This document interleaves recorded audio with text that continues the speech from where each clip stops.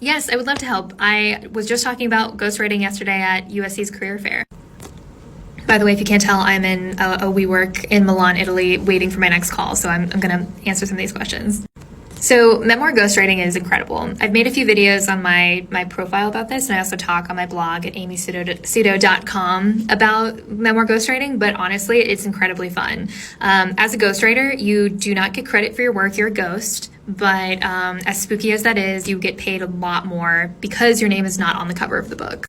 I prefer memoir ghostwriting in my freelance work because I love really long projects that are like really deep with like interacting with the client. Like oftentimes like the stories are incredible and like I'm crying, they're crying. It's like a really intense process, but it's really cool. And the work is really rewarding. I get to work with people to tell their stories. And so memoir ghostwriting is great. I love it a lot. And I also think really long form. So I love being able to like cozy up with somebody's life story and like do a bunch of regular meetings with them and be like, I'm going to help you. I'm going to figure this out with you.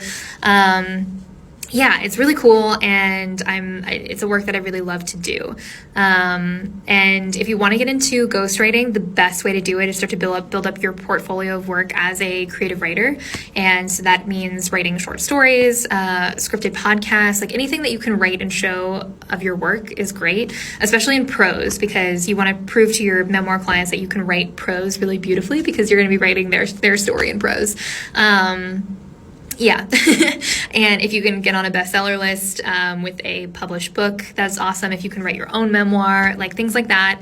Obviously, those are pretty huge endeavors. There's a big shortage of really talented ghostwriters out there. There's some amazing ghostwriters that I've met, and they are all like drowning in work.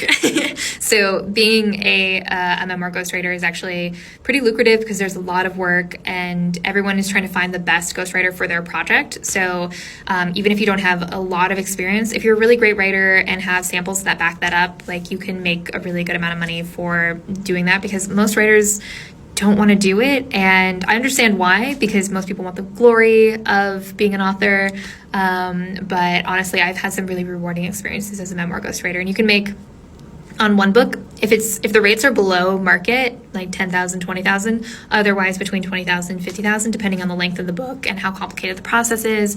And often clients will fly you out and put you up in a cool place, and especially if you're like traveling to another country or like helping somebody who has means. And so it's a cool profession. And if you guys have any more specific questions, I'm happy to answer. It honestly changed my life in a lot of ways. So I really love memoir ghostwriting.